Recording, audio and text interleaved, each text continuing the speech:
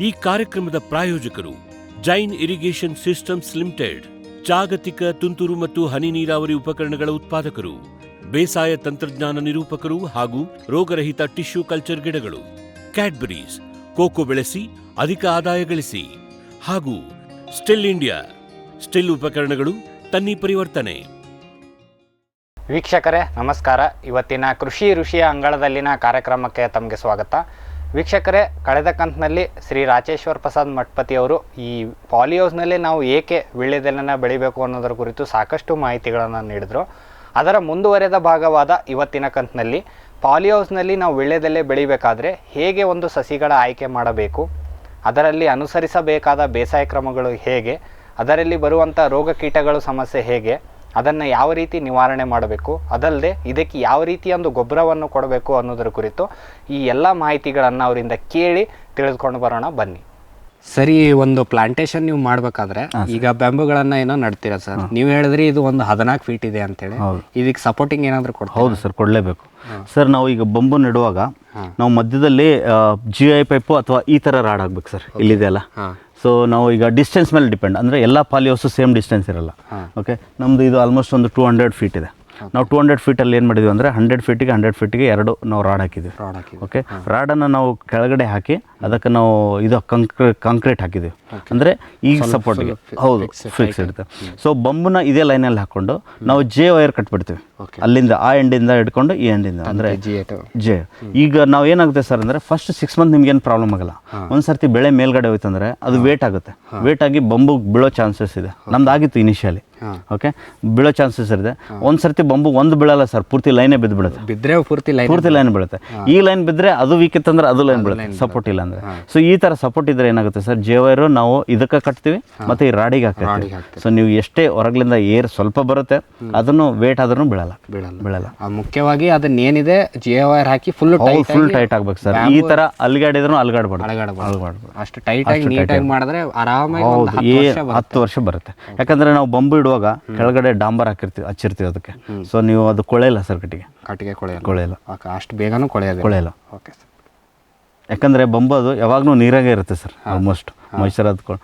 So ನೀವು ಹಾಗೆ ಇಟ್ಟರೆ ಅದು ಕೊಳೆಯುತ್ತೆ. ಅದಕ್ಕೆ ನಾವು ಡಾಂಬರ್ ಹಚ್ಚಿಟ್ರೆ ಏನಾಗಲ್ಲ. ಓಕೆ, ಅದು ಎಲ್ಲಿವರೆಗೆ ಹಾಕ್ತೀರಾ ಒಳಗಡೆ? ಅಲ್ಲಿವರೆಗೆ 1 ಫೀಟ್ ಹಾಕಿರ್ತೀವಿ ಸರ್ ಡಾಂಬರ್. 1 ಫೀಟ್ ಡಾಂಬರ್ ಹಚ್ಚಿರ್ತೀವಿ, ಕೊಳೆಯೋದಿಲ್ಲ. ಈಗ ಮೇಲ್ಗಡೆ ಎಲ್ಲಿ ಚಾನ್ಸೇ ಇಲ್ಲ ನೀರು ಬರೋಕ್ಕೆ, ಅದಕ್ಕೆ ಎಲ್ಲೂ ಇಲ್ಲ. ಸರಿ ಸರ್, ಈಗ ನೆಲ ಎಲ್ಲ ಸಮ ಮಾಡಿದ್ರಿ, ಗೊಬ್ಬರ ಎಲ್ಲ ಹಾಕಿದ್ರಿ, ಎಲ್ಲ ರೆಡಿ ಆಯಿತು ಸರ್. ಅದಾದಮೇಲೆ ಬಂಬು ಸಾಲಿಂದ ಸಾಲಿಗೆ ಎಷ್ಟು? 2 ಫೀಟ್ ಇಡಬೇಕು ಸರ್. ಓಕೆ, ಸಾಲಿಂದ ಸಾಲಿಗೆ 2 ಫೀಟು. ಇಲ್ಲ, ಸಾಲಿಂದ ಸಾಲಿಗೆ 5 ಫೀಟ್ ಇಡಬೇಕು, ಬಳ್ಳಿಯಿಂದ ಬಳ್ಳಿಗೆ 2 ಫೀಟ್.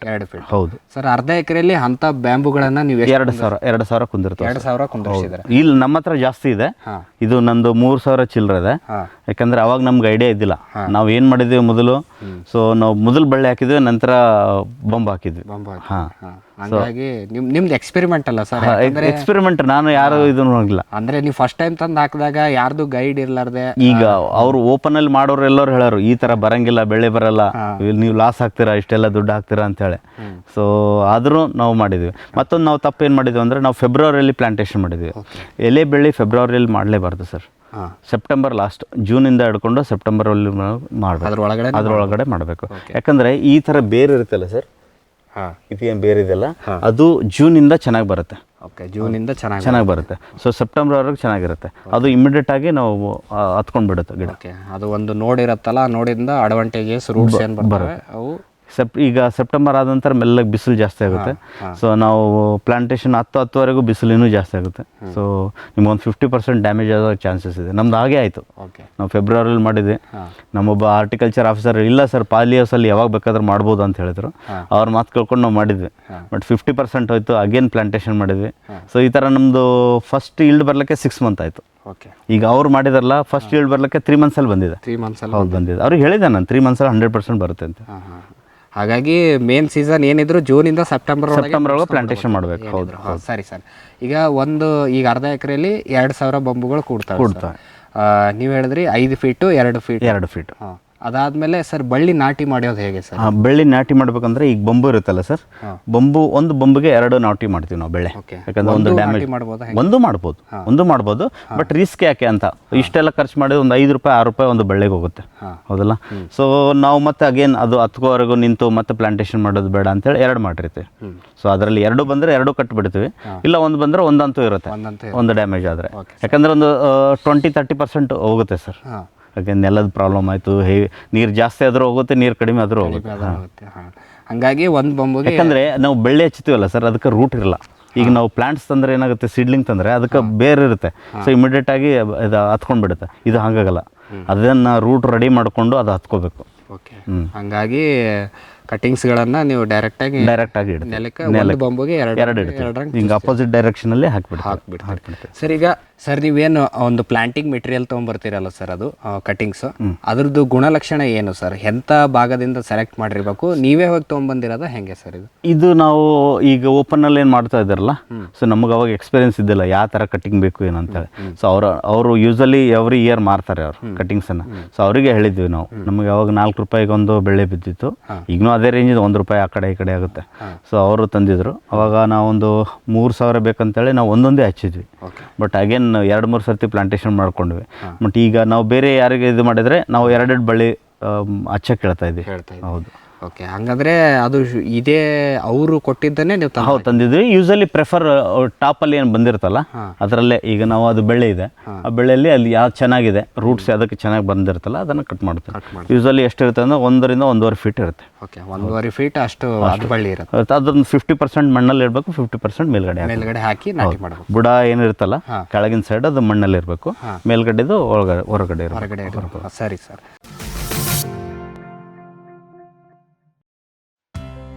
ಮೇಘ ಅಗ್ರೋಟೆಕ್, ನೀರುಳಿತಾಯದ ಜಾಣ ಮಾರ್ಗ. ವಿದ್ಯುತ್ ಕಣ್ಣಾಮುಚ್ಚಾಲೆಗೆ ಪರಿಹಾರ ಮೇಘ ಸೋಲಾರ್ ಪಂಪ್ ಸೆಟ್. ನಿಖರ ಹನಿ ನೀರಾವರಿಗೆ Megha drip, sprinkler, rain gun. Drip irrigation ಮತ್ತು ಫರ್ಟಿಗೇಷನ್ ಆಟೋಮೇಷನ್ಗೆ ಡ್ರಿಪ್ ಸ್ಮಾರ್ಟ್. 30 ವರ್ಷಗಳ ನಿರಂತರ ಸೇವೆ, ಲಕ್ಷಾಂತರ ಸಂತೃಪ್ತ ಗ್ರಾಹಕರು. ಮೇಘ ಅಗ್ರೋಟೆಕ್. ವಿಶ್ವದಾದ್ಯಂತ ಪೇಟೆಂಟ್ ಪಡೆದ ನ್ಯಾನೋ ತಂತ್ರಜ್ಞಾನದಲ್ಲಿ ತಯಾರಾದ ನೂವಾಲ್ಗಿ ದ್ರಾವಣ. ನೂವಾಲ್ಗಿ ಉಪಯೋಗಿಸಿದ ಮೇಲೆ ತುಂಬಾ ಇಳುವರಿನೂ ಬಂದಿದೆ. ಕಾಳುಮೆಣಸಿಗಂತೂ ಬಹಳ ಚೆನ್ನಾಗಿ ಬರುತ್ತೆ, ರೇಷ್ಮೆ ಎಲೆನೂ ಚೆನ್ನಾಗಿ ಬರ್ತದೆ, ಗಿಡಗಳು ತುಂಬಾ ಚೆನ್ನಾಗಿ ಬೆಳವಣಿಗೆ ಆಯಿತು. ಯಾವುದೇ ರಾಸಾಯನಿಕ ಅಥವಾ ವಿಶೇಷ ಗೊಬ್ಬರಗಳ ಗೊಡವೆ ಇಲ್ಲದೆ ಎಲ್ಲ ಬೆಳೆಗಳಲ್ಲಿ ಉತ್ತಮ ಗುಣಮಟ್ಟದ ಅಧಿಕ ಫಸಲನ್ನು ಪಡೆಯಿರಿ. ಯಾವಾಗಲೂ ನನ್ನ ಇರೋವರೆಗೂ ನೂವಾಲ್ಗಿ ಅಂತೂ ಬಿಟ್ಟು ಬಾಳಲ್ಲ ಅಂತ ಒಂದು ಭರವಸೆ ಕೊಡ್ತೀನಿ.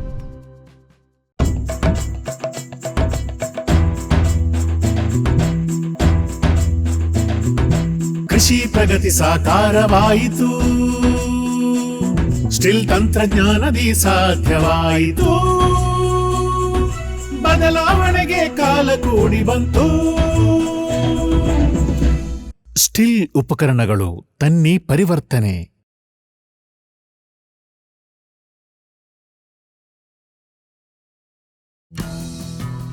ಜೈನ್ಸ್ ಜಗತ್ತಿನ ಅತಿದೊಡ್ಡ ಅಂಗಾಂಶ ಕೃಷಿ ಪ್ರಯೋಗಾಲಯ ಹಾಗೂ ಟಿಸಿ ಗಿಡಗಳ ಉತ್ಪಾದಕರು.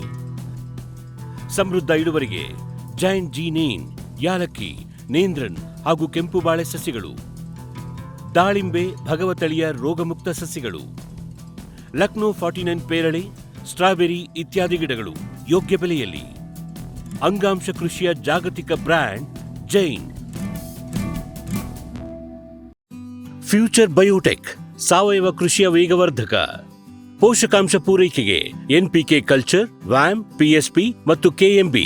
ಜೈವಿಕ ರೋಗ ಕೀಟ ನಿಯಂತ್ರಣಕ್ಕೆ ಟ್ರೈಕೋಡರ್ಮಾ, ಸೂಡೋಮನಾಸ್. ಸಾವಯವ ಗೊಬ್ಬರ ಉತ್ಪಾದನೆಗೆ ಕಾಂಪೋಸ್ಟ್ ಕಲ್ಚರ್. ಹೂವು ಕಾಯಿ ಉದುರುವ ಸಮಸ್ಯೆಗೆ ಕಾಮಧೇನು ಮತ್ತು ಸತ್ವ. ಮಣ್ಣಿನ ಆರೋಗ್ಯ ವೃದ್ಧಿಗೆ ಫ್ಯೂಚರ್ ಬಯೋಟೆಕ್, ಧಾರವಾಡ.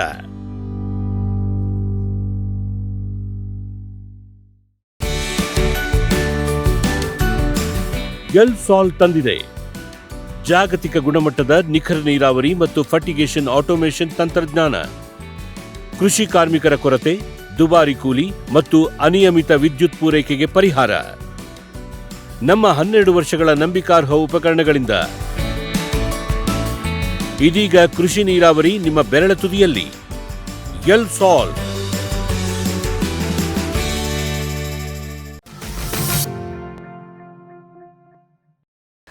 ಸರ್, ಈಗ ನೀವು ನಾಟಿ ಮಾಡಿರೋಂಥದ್ದು ಬಳ್ಳಿ ಯಾವುದು ತಳಿ ಇದು ಸರ್? ಇದು ಅಂಬಾಡಿ ಅಂತಾರೆ. ಅಂಬಾಡಿ. Okay sir. ಅಂಬಾಡಿ ಈ ತಳಿದ ವಿಶೇಷತೆ ಏನು ಸರ್? ವಿಶೇಷತೆ ಇದರಲ್ಲಿ ನೋಡಿ ಸರ್, ಇದು ಜಾಸ್ತಿ ಯೂಸ್ ಮಾಡೋ ಎಲೆ ಮಹಾರಾಷ್ಟ್ರ ಆಯಿತು, ಹುಬ್ಬಳ್ಳಿ, ಬೆಳಗಾವ್, ನಾರ್ತ್ ಕರ್ನಾಟಕ ಇಟ್ಕೊಳ್ಳಿ. ಸೊ ಇದೇ ಬೆಳೆ ಎಲೆಯನ್ನು ತಿಂತಾರೆ. ಹೌದು. ಈ ಸರಿ ಇನ್ನು ಇದರಲ್ಲಿ 2-3 ವೆರೈಟಿ ಬರುತ್ತೆ ಸರ್. ಒಂದು ಕಲ್ಕತ್ತಾ ಪಾನ್ ಅಂತೇಳಿ ಬರುತ್ತೆ, ಅದನ್ನು ಬೆಳಿಬೋದು, ಬಟ್ ಕ್ವಾಂಟಿಟಿ ಬರಲ್ಲ. ಇಷ್ಟು ಬರಲ್ಲ. ಮತ್ತೆ ಕಲ್ಕತ್ತಾ ಎಲೆ ಹೇಗೆ ಸರ್ ಅಂದರೆ, ಒಕೇಶನಲಿ ತಿನ್ನೋರು ಮಾತ್ರ ಕಲ್ಕತ್ತಾ ಎಲೆ ತಿಂತಾರೆ. ಏನಾದರೂ ಫಂಕ್ಷನ್ ಇತ್ತು ಮನೆಯಲ್ಲಿ, ಇನ್ನೊಂದು ಹಬ್ಬ ಆಯಿತು, ಸ್ವೀಟ್ ಪಾನ್ ಅಂತಾರಲ್ಲ, ಅದಕ್ಕೆಲ್ಲ ಕಲ್ಕತ್ತಾ ಪಾನ್ ಯೂಸ್ ಮಾಡ್ತಾರೆ. ರೆಗ್ಯುಲರ್ ಆಗಿ ತಿನ್ನೋರು ಇದೇ ತಿಂತಾರೆ. ಈಗ ಡೈಲಿ ಒಬ್ಬೊಬ್ರು 20-30 ಪಾನ್ ತಿನ್ನೋರೆಲ್ಲ ಇದೇ ಎಲೆನೇ ತಿಂತಾರೆ. ಹೌದು. ಈ ಬನಾರಸಿ ಎಲೆ ಮತ್ತೆ ನಾಗ ಎಲೆ, ಇವು ಕರಿ ಎಲೆ, ಕರಿ ಎಲೆ ಈ ದಾವಣಗೆರೆ ಈ ಸೈಡ್ ಇದೆಲ್ಲ ಸರ್, ಬೆಂಗಳೂರು, ದಾವಣಗೆರೆ ಈ ಸೈಡ್ ಎಲ್ಲ ಕರಿ ಎಲೆ ಯೂಸ್ ಮಾಡ್ತಾರೆ. ಕರಿ ಎಲೆ ಅಂದ್ರೆ ಇದೇ ತರ ಸರ್, ಈ ತರ ರೆಬ್ಬೆ ಬರಲ್ಲ ಅದಕ್ಕೆ. ಈಗ ಪ್ಲಾಂಟ್ ಇದೆಯಲ್ಲ, ಈಗ ಇದೆ ನೋಡಿ, ಇದು ಈ ತರ ಬೆಳೆ ಬರುತ್ತೆ ಅಷ್ಟೇ. ಇದಕ್ಕೆ ನೋಡಿ ರೆಬ್ಬೆ ಇಲ್ಲ. ಓಕೆ, ಈ ಕಂಪೇರ್ ಬೇರೆ ಎಲೆಗೆ ಮಾಡಿದರೆ ಈ ಥರ ಬಂತು, ಕ್ವಾಂಟಿಟಿ ಬರಲ್ಲ. ಮತ್ತು ಆ ಕರಿ ಎಲೆ ನಮ್ಮ ಸೈಡ್ ಯೂಸ್ ಮಾಡಲ್ಲ, ನಮ್ಮ ಹತ್ರ ಮಾಡೋದೇ ಅಂಬಾಡಿ ಎಲೆ. ಹೌದು. ಓಕೆ ಸರ್, ಈಗ ಎಲೆಗಳ ಗುಣಮಟ್ಟ ಸರ್, ಈಗ ಹೊರಗೆ ಬೆಳೆಯೋದಕ್ಕೂ ಒಳಗೆ ಬೆಳೆಯೋದಕ್ಕೂ ಹೆಂಗೆ? ಭಾಳ ಡಿಫ್ರೆನ್ಸ್ ಇದೆ ಸರ್. ಓಕೆ, ನೀವು ಹೊರಗಡೆ ಫಸ್ಟ್ ನಮ್ಮ ಕಲರಿಂದ ಹೇಳಿ ಸರ್. ಕಲರು ಯೆಲ್ಲೋ ಕಲರ್ ಜಾಸ್ತಿ ಬರುತ್ತೆ ಹೊರಗಡೆ. ಓಕೆ, ಈ ಡಾರ್ಕ್ ಗ್ರೀನ್ ಬರಬೇಕಾದ್ರೆ ಅವರು 1 ಮಂತ್ ವೇಟ್ ಮಾಡಬೇಕು. ಓಕೆ, 1 ಮಂತ್ ವೇಟ್ ಮಾಡಿದ ನಂತರ ಡಾರ್ಕ್ ಗ್ರೀನ್ ಬರುತ್ತೆ, ಬಟ್ ಸೈಜ್ ಇಷ್ಟು ಬರಲ್ಲ. ಓಕೆ, ಇದು ನಮ್ಮದು ಆಲ್ಮೋಸ್ಟ್ ಒಂದು 8 ಇಂಚ್ವರೆಗೂ ನಮ್ಮದು ಇದು ಎಲೆ ಬರುತ್ತೆ. ಹೊರಗಡೆದು ಬರಲ್ಲ ಸರ್, 4-5 ಇಂಚು.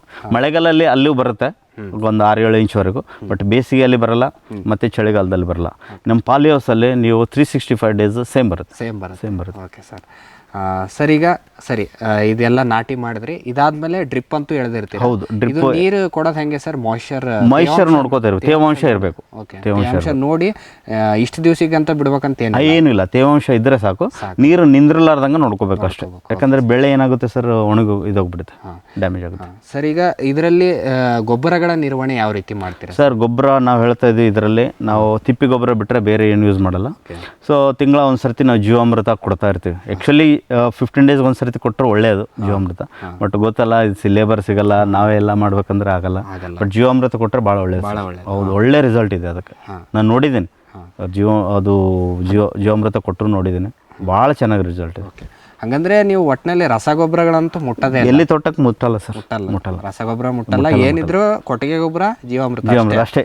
ಅದು ಬಿಟ್ಟರೆ ಏನೂ ಇಲ್ಲ. ಇನ್ನೇನು ಇಲ್ಲಿವರೆಗೂ ಒಂದು ಫರ್ಟಿಲೈಸರ್ ಇದು ಹಾಕಿಲ್ಲ ಇದಕ್ಕೆ. ಓಕೆ ಸರ್, ಇದರಲ್ಲಿ ಕಳೆಗಳ ನಿರ್ವಹಣೆ ಯಾವ? ಕಳೆ ಫಸ್ಟ್ ನಾವು ಪ್ಲಾಂಟೇಶನ್ ಮಾಡಿ ಒಂದು 3 ಮಂತ್ಸ್ವರೆಗೆ ಬರುತ್ತೆ. ಓಕೆ, 1-2 ಸರ್ತಿ ತೆಗೆದ್ರೆ ಸಾಕು. ಯಾಕಂದ್ರೆ ಇದು ಹೈಟ್ ಆದ ನಂತರ ನೆರಳೆ ಬರಲತ್ತಲ್ಲ, ಅವಾಗಿಂದ ಕಳೆ ಬರಲ್ಲ.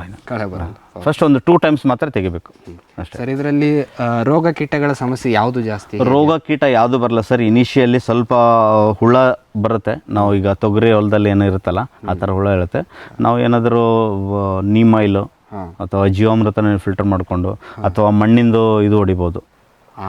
ಅಂದರೆ ನಿಮಗೆ ಆ ಲೀಫ್ ಫಿಟ್ಟಿಂಗ್ ಅಂದರೆ ಎಲೆ ತಿನ್ನುವ ಹುಳ ಏನಿರುತ್ತೆ ಅದೊಂದೇ ಕಾಡುತ್ತೆ. ಅದು ಸ್ಟಾರ್ಟಿಂಗಲ್ಲಿ ಮತ್ತೆ ಬರಲ್ಲ. ಹೌದು. ಹಿಟ್ಟು ತಿಗಣೆ ಏನಾದರೂ ಕಾಡುತ್ತೆ? ಹಿಟ್ಟು ತಿಗಣೆ ಏನು ಬರಲ್ಲ, ಇದರಲ್ಲಿ ಮಿಲಿಬಗ್ ಒಂದು ಬರುತ್ತೆ. ಅದೇ ವೈಟ್ ಕಲರ್ ಇರುತ್ತಲ್ಲ, ಮಿಲಿಬಗ್ ಬರುತ್ತೆ. ಒಂದು 2-3 ಮಂತ್ಸ್ ಒಂದು ಸರ್ತಿ ಬರುತ್ತೆ. ಅದಕ್ಕೆ ನಾವು ಫ್ರೀಕ್ವೆಂಟ್ ಆಗಿ ನಿಮ್ಮಲ್ಲಿ ಯೂಸ್ ಮಾಡಿದ್ರೆ ಆಯ್ತು. ಅದೊಂದು ಬಿಟ್ಟರೆ ಬಾಕಿ ಏನು ಬರಲ್ಲ, ಮುಗಿತು. ಏನು ಬರಲ್ಲ. ಓಕೆ ಸರ್, ಇದರಲ್ಲಿ ಕೆಲಸ ಅಂದರೆ ಇದು ಸರ್, ಇದು ಕಟ್ಟೋದು, ಗ್ರೋತ್ ಆದಂಗೆಲ್ಲ ಕೇಳಬೇಕಂತ ಸರ್. ಈಗ ನೆಕ್ಸ್ಟ್ ಎಲ್ಲಿ ಬೆಳೀತಾ ಹೋಗುತ್ತಲ್ಲ ಸರ್, ಅದಾದ್ಮೇಲೆ ಏನು ಪ್ರೊಸೀಜರ್ ಮಾಡ್ತೀರಿ ಸರ್? ಅದು ಹೆಂಗೆ ಹೊಡಿಯುತ್ತೆ, ಅದನ್ನ ಹೆಂಗೆ ಮ್ಯಾನೇಜ್ ಮಾಡ್ತಾ ಹೋಗ್ತೀರಿ ಸರ್? ನೀವು ಎಲೆ ಜಾಸ್ತಿ ಕ್ವಾಂಟಿಟಿಯಲ್ಲಿ ಬರಬೇಕಾದ್ರೆ ಒಂದೇ ರೀಸನ್ ಸರ್, ಎಲೆ ತೋಟದಲ್ಲಿ ನೀವು ಬೆಳೆಯನ್ನು ಇನ್ ಟೈಮಲ್ಲಿ ಕಟ್ಟಬೇಕು. ಓಕೆ, ಇನ್ ಟೈಮ್ ಅಂದರೆ ಪಾಲಿಯೋಸಲ್ಲಿ 15 ದಿವಸಕ್ಕೊಂದ್ಸರ್ತಿ ನೀವು ಕಟ್ಟಲೇಬೇಕು. ಹೊರಗಡೆ 1 ತಿಂಗಳ ಓಕೆ, ಯಾಕಂದರೆ ಗ್ರೋತ್ ಅಲ್ಲಿ ಫಾಸ್ಟ್ ಆಗಲ್ಲ ಸರ್. ಇಲ್ಲಿ ನೀವು 15 ಡೇಸಲ್ಲಿ ಅಂದರೆ 1 ಫೀಟ್ ಬಂದಿರುತ್ತೆ ಮಿನಿಮಮ್, 1-2 ಫೀಟ್. ಹ್ಯುಮಿಡಿಟಿಗೆ ಅದಕ್ಕೆ ಬರುತ್ತೆ. ಓಕೆ, ಹ್ಯುಮಿಡಿಟಿ ಜಾಸ್ತಿ ಇದ್ದಂಗೆಲ್ಲ ಇಲ್ಲಿ ಗ್ರೋತ್ ಚೆನ್ನಾಗಿ ಬರುತ್ತೆ. ಹೌದು. ಸೊ 15 ಡೇಸಲ್ಲಿ ಒಂದ್ಸರ್ತಿ ನೀವು ಕಟ್ಟಿದ್ರೆ ಅದರಲ್ಲಿ ವೇಸ್ಟ್ ಎಲ್ಲ ತೆಗೆದಾಕ್ಬಿಡೋದು. ಸೊ ಇನ್ನೂ ಚೆನ್ನಾಗಿ ಬರುತ್ತೆ ಇಲ್ಲಿ. 15 ಡೇಸ್ಗೆ ನೀವು ಕಟ್ತಾ ಹೋಗ್ಬೇಕು. ಇಲ್ಲಿದೆಲ್ಲ ಸರ್, ಅದು ಏನು ದಾರದಲ್ಲೇ ಕಟ್ತೀರಿ ಸರ್? ಇದಕ್ಕೆ ಆಪ್ ಅಂತಾರೆ ಸರ್, ನಮ್ಮ ಏರಿಯಾದಲ್ಲಿ ಇದಕ್ಕೆ ತೆಲುಗಲ್ಲಿ ಅಂತಾರೆ, ಆಪ್ ಅಂತಾರೆ. ಸೊ ಇದು ನೀವು ಹೊಳೆ ಅಥವಾ ಕೆರೆ ಇರುತ್ತಲ್ಲ, ಆ ಸೈಡಲ್ಲಿ ಇರುತ್ತೆ. ಅದಕ್ಕೇನು ಕಾಸ್ಟ್ ಅಲ್ಲ, ಲೇಬರ್ ಕಾಸ್ಟ್ ಅಷ್ಟೇ. ನಾವು ಹೋಗೋದು ಒಂದು ಟ್ರ್ಯಾಕ್ಟ್ರೋ ಅಥವಾ ಗಾಡಿನ ತೊಗೊಂಡೋಗಿ ಅದನ್ನು ನಾವು ನಾವು ಇಯರ್ಲಿ ಒಂದು ಸರ್ತಿ ತಂದು ಅದನ್ನು ಬಿಸಿಲಿಗೆ ಹಾಕ್ಬಿಡ್ತೀವಿ. ಅದನ್ನು ಒಂದು ಕಟ್ಟಿ ಥರ ಮಾಡಿ ನಿಮ್ಗೆ ತೋರಿಸ್ತೀನಿ, ಇದೆ ನಮ್ಮ ಹತ್ರ. ಆ ಥರ ಒಂದು ಸೈಡ್ ಇಟ್ಬಿಡ್ತೀವಿ, ಅದು ತೊಯ್ಲಾರ್ದಂಗೆ. ತೊಯ್ದ್ರೆ ಮತ್ತೆ ಕೆಲಸಕ್ಕೆ ಬರಲ್ಲ. ಓಕೆ, ಫುಲ್ ಒಣಗಿಸ್ತೀರಾ? ಫುಲ್ ಒಣಗಿಸ್ತೀವಿ. ಆದ್ಮೇಲೆ ಒಂದರಲ್ಲಿ ಎರಡು ಮಾಡೋದ ಹೆಂಗೆ ಅದು? ಅದನ್ನು ಇಲ್ಲ, ಒಂದು ಆಪಲ್ಲಿ ನೀವು 3-4 ಆಗಿಬಿಡುತ್ತೆ. ಓಕೆ, ಇಷ್ಟು ಸೈಜ್ ಇದು ಕಟ್ ಮಾಡಿಕೊಂಡು ಈಗ ಇಲ್ಲಿ ಇದೆ ನೋಡಿ, ಇಷ್ಟೇ ಒಂದು 4-5 ಇಂಚಲ್ಲಿ ಒಂದು ಟೈ ಆಗಿಬಿಡುತ್ತೆ. ಟೈ ಆಗುತ್ತೆ. ಓಕೆ ಸರ್, ಇದು ಬ್ರಾಂಚಿಂಗ್ ಫುಲ್ ಫಾಸ್ಟಾ ಸರ್? ಇದು ಹೌದು, ಫುಲ್ ಫಾಸ್ಟ್, ಫುಲ್ ಪಟ ಆಗೋಗುತ್ತೆ. ಹೌದು. ಇದು ಅಪ್ ಟು ಎಷ್ಟು ಹೈಟ್ವರೆಗೂ ನೀವು ಬ್ಯಾಂಬೂ ಅಂದ್ರಲ್ಲ ಸರ್, ಅಲ್ಲಿ 14 ಫೀಟ್ವರೆಗೂ ನೀವು ಕಟ್ಲೇಬೇಕು. ಅದಾದ್ಮೇಲೆ ಇದರಲ್ಲಿ ಒಂದು ಸ್ಪೆಷಲ್ ಪ್ರಾಕ್ಟೀಸ್ ಮಾಡಿಸ್ತಾರೆ ಸರ್, ಗಿಡ ಬಳ್ಳಿ ಇಳಿಸೋದು ಅಂತ ಹೇಳಿ ಸರ್. ಹೌದು. ಅದು ಏನು ಸರ್ ಅದು? ಈಗ ಒಂದು ಸರ್ತಿ ಇದು ರೀಚ್ ಆಯಿತು 14 ಫೀಟ್ ಅಂದರೆ, ಸೊ ನಾವು ಅದನ್ನು ಬೆಳೆ ಇಳಿಸ್ಲೇಬೇಕು. ಅದು ಯೂಶ್ವಲಿ ಎಷ್ಟು ತಿಂಗಳಿಗೆ ಇಳಿಸ್ತಾರೆ? ಹಂಗೇನು ತಿಂಗಳ ಅಂತೇನಿಲ್ಲ, ಯಾವಾಗ ಪಾಲಿಯೋಸಲ್ಲಿ ಯಾವಾಗ ಬೇಕಾದ್ರೂ ಇಳಿಸ್ಬೋದು. ಹೊರಗಡೆ ಯೂಶಲಿ ಏನು ಮಾಡ್ತಾರೆ ಅಂದರೆ ಫೆಬ್ರವರಿ ಟೈಮಲ್ಲಿ ಇಳಿಸ್ತಾರೆ. ಹೌದು. ಇಲ್ಲಿ ಪಾಲಿಯೋಸಲ್ಲಿ ನೀವು ಯಾವಾಗ ಒಂದು ಸರ್ತಿ ರೀಚ್ ಆಯಿತು ಟಾಪಿಕ್ ಅಂದರೆ ನೀವು ಇಳಿಸ್ಲೇಬೇಕು.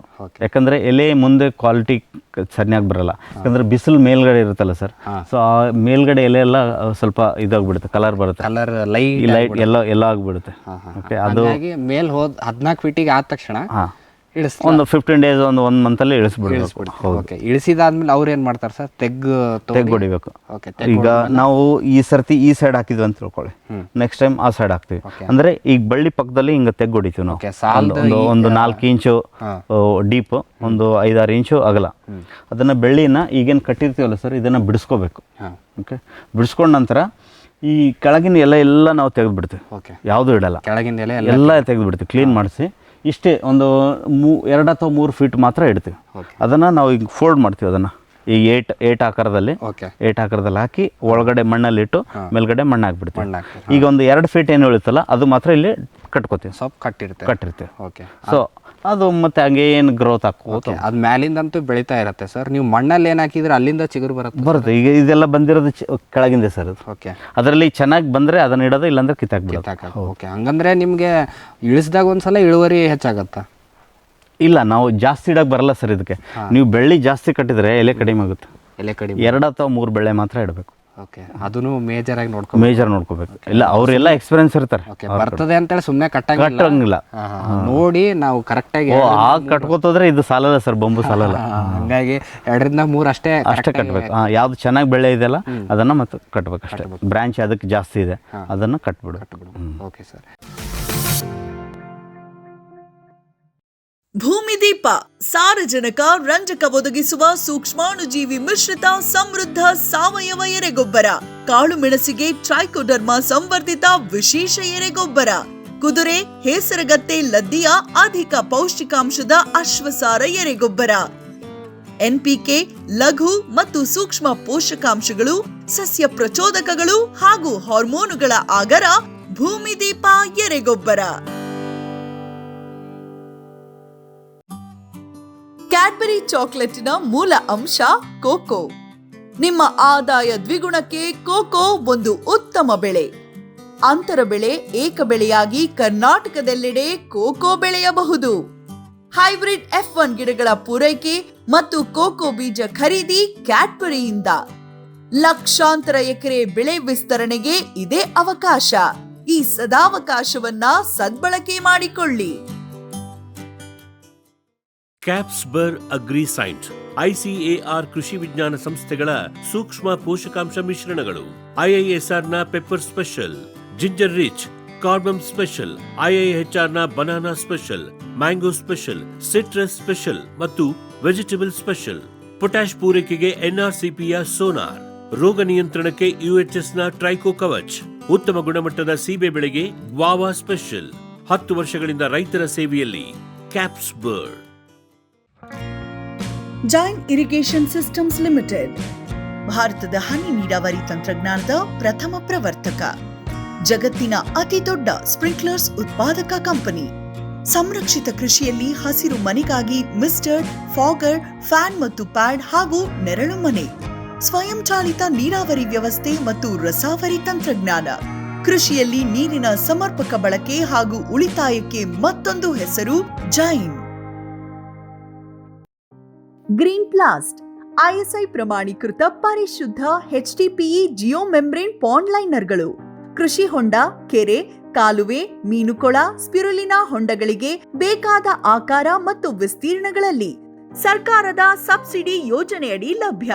100% ಪುನರ್ಬಳಕೆ, ಯುವಿ ಮತ್ತು ಒಡಕು ನಿರೋಧಕ, ಪಕ್ಕಾ ಜೋಡಣೆ, 5 ವರ್ಷಗಳ ಲಿಖಿತ ವಾರಂಟಿ, ಗ್ರೀನ್ ಪ್ಲಾಸ್ಟ್.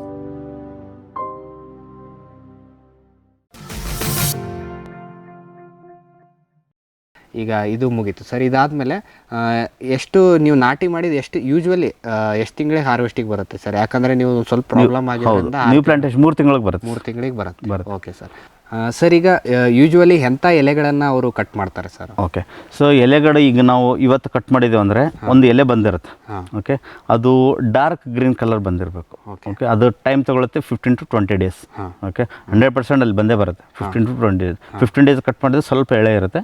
ಒಂದು 16-17 ಡೇಸ್ ರೈಟ್ ಪೀರಿಯಡ್. ಓಕೆ, ಅದನ್ನು ಹೆಂಗೆ ನೋಡ್ತಾರೆ ಅವರು ಅಂದರೆ ಕಟ್ ಮಾಡುವಾಗ ಒಂದು ಎಲೆ ಕಟ್ ಮಾಡುವಾಗ ಅದ್ರ ಹಿಂದ್ಗಡೆ ಇನ್ನೊಂದು ಎಲೆ ಬಂದಿರಬೇಕು. ಸಣ್ಣದಾಗಿ ಬಂದಿರಬೇಕು. ಓಕೆ, ಅದು ಆ ಎಲೆ ಮಾತ್ರ ತಗೋತಾರೆ. ಆ ಸಣ್ಣ ಎಲೆನ ಹಂಗೆ ಬಿಡ್ತಾರೆ. ಅದು ಅಗೇನ್ 15 ಡೇಸ್ಗೆ ಅದು ಬರುತ್ತೆ. ಹಿಂಗೆ ಅದು ಒಂದು ಲೈಫ್ ಸೈಕಲ್ ಇದ್ದಂಗೆ. ಅವ್ರು ಮಾಡೋರು ಎಕ್ಸ್ಪರ್ಟ್ ಇರೋದು. ಹೌದು, ಎಕ್ಸ್ಪರ್ಟ್ ಇರ್ತಾರೆ.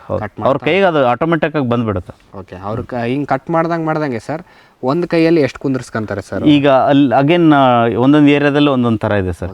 ಇಲ್ಲಿ ನಾವು ಈ ನಿಯರೆಸ್ಟ್ ಏನಿದೆಯಲ್ಲ ಅವರು 200ರಿಂದ 220 ಎಲೆ ಒಂದೇ ಕೈಯಲ್ಲಿ ಹಿಡ್ಕೊಳ್ತಾರೆ. ನೀವು ಇದು ಮಾಡಿದವ್ರು? ಹಾಂ, ಹೌದು. ಈಗ ಚಿಂಚೋಳಿ ಮತ್ತು ಈ ಸೈಡ್ ಏನಿದೆಯಲ್ಲ ಅವ್ರು 100ರಿಂದ 115 ಎಲೆ ಇರುತ್ತೆ. ಓಕೆ, ಅವರು ಕೌಂಟಿಂಗ್ ಪ್ರಕಾರ. ಹೌದು, ಒಂದು ಕಟ್ಟಿ ಅಂತಾರೆ ಅವರು. ಓಕೆ, ಒಂದು ಕಟ್ಟನ್ನು ನೀವು ಒಂದು ಏನು ಸರ್ ಅದು ಬಿದಿರಿನ ಬುಟ್ಟಿ ಇರುತ್ತೆ? ಬಿದಿರಿಂದಲ್ರಿ, ಈಚಿಲ್ ಬುಟ್ಟಿ ಅಂತಾರೆ. ಈಚಿಲ್ ಬುಟ್ಟಿ. ಓಕೆ, ಈಚಿಲ್ ಬುಟ್ಟಿ ಇಲ್ಲಿ ನೀವು ತರಿಸ್ತೀರಾ? ಬೇರೆ ನಾವು ತರಿಸ್ತೀವಿ. ಅದನ್ನು ಇಲ್ಲಿ ನಿಯರಲ್ಲಿ ಇಲ್ಲ. ಮತ್ತೆ ಅಗೇನ್ ಚಿಂಚೋಳಿಯಿಂದನೇ. ಹೌದು, ಇಲ್ಲಿ ಯಾಕಂದರೆ ಜನರಿಗೆ ಅದ್ರ ಐಡಿಯಾ ಗೊತ್ತಿಲ್ಲ ಸರ್. ಒಳ್ಳೆ ಬಿಸ್ನೆಸ್ ಅದನ್ನು. ಈಗ ಒಬ್ಬೊಬ್ಬ ನಾವು ಪಾಲಿಯೋಸ್ ಇದ್ದರೆ ಅಟ್ಲೀಸ್ಟ್ ನಾವು ತಿಂಗಳಲ್ಲಿ ಒಂದು 200 ಬುಟ್ಟಿ ಬೇಕು ನಮಗೆ. ನಮಗೆ ಅಲ್ಲಿ ನೋಡಿ 15 ರೂಪಾಯಿಗೆ ಒಂದು ಬುಟ್ಟಿ ಬೀಳುತ್ತೆ. ಹಾಗೇನು ಟ್ರಾನ್ಸ್ಪೋರ್ಟೇಷನ್ 4-5 ರೂಪಾಯಿ, 20 ರೂಪಾಯಿ ಆಗುತ್ತೆ ಒಂದು ಬುಟ್ಟಿ. ಇಲ್ಲೇ ಸಿಕ್ಬಿಟ್ರೆ ನಿಮಗೆ ಮಾಡ್ಬೋದು. 20 ರೂಪಾಯಿ ಅವರಿಗೆ ಕೊಡ್ಬೋದು, ನಮ್ಮ ಟೈಮ್ ಉಳಿಯುತ್ತೆ. ಬಟ್ ಯಾರು ಮಾಡಲ್ಲ ಜನ. ಓಕೆ ಸರ್, ಈಚಿಲ್ ಬುಟ್ಟಿ ಅದು ಏನು ಕೆಪಾಸಿಟಿ ಇರುತ್ತೆ ಸರ್? ಅದು ಒಂದು 3,000 ಎಲೆವರೆಗೆ ಇಡ್ಬೋದು. ಓಕೆ, 3,000 ಎಲೆ ಇಡ್ಬೋದು. ಎಷ್ಟು ಇಡ್ತೀವಿ? ನಾವು 2,000 ಇಡ್ತೀವಿ ಸರ್. 2,000 ಎದಕ್ಕೆ ಇಡ್ತೀವಿ ಅಂದರೆ 3,000 ಇಟ್ಟರೆ ಅದಕ್ಕೆ ಸ್ವಲ್ಪ ಟೈಟ್ ಆಗಿಬಿಡುತ್ತೆ ಸರ್. ಎಲೆ ಡ್ಯಾಮೇಜ್ ಆಗೋ ಚಾನ್ಸಸ್ ಜಾಸ್ತಿ ಇರುತ್ತೆ. ಆ್ಯಂಡ್ ಇನ್ನೊಂದು ಕೇಸ್ ಏನಂದರೆ ಮಹಾರಾಷ್ಟ್ರದಲ್ಲಿ ಯೂಸಲಿ ಅವ್ರು 2,000ನೇ ಕೇಳ್ತಾರೆ. ಒಂದು ಪುಟ್ಟಿಯಲ್ಲಿ 2,000 ಎಲೆನೇ ಕೇಳ್ತಾರೆ. ಸೊ ಅದೇ ರೂಢಿ ಅವ್ರಿಗೆ. ಅಲ್ಲಿ ನಾವು 3,000 ಎಲೆ ಆಗಿದ್ರೆ ಅಗೇನ್ ರೇಟ್ ಸ್ವಲ್ಪ ಆ ಕಡೆ ಈ ಕಡೆ ಆಗುತ್ತೆ. ಹಾಗಾಗಿ 2,000 ಹೌದು. ಒಂದು ಮೇಲ್ನೋಟದ 2,000 ಅಂದರೆ 2,000ಕ್ಕಿಂತ ಜಾಸ್ತಿ ಇರುತ್ತೆ ಸರ್. 2,200ವರೆಗೆ ಇರುತ್ತೆ. ಓಕೆ, ನೀವು ಒಂದು ಸಲ ಹಾರ್ವೆಸ್ಟ್ ಮಾಡಿದ್ರೆ ಈ ಅರ್ಧ ಎಕರೆ ಪಾಲಿಯೋಸಲ್ಲಿ ಎಷ್ಟು ಬುಟ್ಟಿ ತೆಗಿತೀರಾ? 90ರಿಂದ 100 ಬರುತ್ತೆ ಸರ್. 90ರಿಂದ 100 ಬುಟ್ಟಿ ಬರುತ್ತೆ. ಅಲ್ಲಿಗೆ ಎಲೆಗಳ ಕೌಂಟ್ ಹಾಕಿದ್ರೆ ಒಂದು ಅಂದಾಜಾಗಿ ಎಷ್ಟು ಎಲೆ? 2 ಲಕ್ಷ. 2 ಲಕ್ಷ ಎಲೆ ಒಂದು ಸಲ ಕಟಿಂಗ್ ಮಾಡಿದ್ರೆ 2 ಲಕ್ಷ. ಓಕೆ ಸರ್, ನೀವು ಹೇಳಿದ್ರಿ ಇಲ್ಲಿಂದಂತೂ ನೀವು ಮಹಾರಾಷ್ಟ್ರಕ್ಕೆ ಟ್ರಾನ್ಸ್ಫರ್ ಮಾಡ್ತೀರಿ. ಹೌದು. ಎವರೇಜ್ ಸರ್ 15 ದಿವಸಿಗೆ ಒಂದು ಸಲ 100 ಬುಟ್ಟಿಗೆ ನಿಮ್ಗೆ ಎಷ್ಟು ಆದಾಯ ಸಿಗುತ್ತೆ ಸರ್? ಸರ್, ನಮ್ಮ ಎಕ್ಸ್ಪೆಂಡಿಚರ್ ಎಲ್ಲ ತೆಗೆದು ಅಥವಾ ನೀವು ಗ್ರಾಸ್ ಹಿಡ್ಕೊಂಡ್ರೆ ಒಂದು 1,000 ರೂಪಾಯಿಗೆ ಒಂದು ಬುಟ್ಟಿ ಮಾರ್ತೀವಿ ಸರ್. ಓಕೆ, 1,000 ರೂಪಾಯಿಗೆ ಒಂದು 90 ಬುಟ್ಟಿ ಅಂದರೆ 90,000. ಓಕೆ, 15 ದಿವಸ. 15 ದಿವಸ. ಹೌದು. ಅದರಲ್ಲಿ ಒಂದು ನೀವು ಹಾರ್ವೆಸ್ಟಿಂಗ್ 90,000ದಲ್ಲಿ ಒಂದು 10,000 ಹಾರ್ವೆಸ್ಟಿಂಗ್ ತಗೊಳ್ಳಿ. ಬೆಳ್ಳಿ ಕಟ್ಟೋರಿಗೆ ಒಂದು 10,000 ತಗೊಳ್ಳಿ.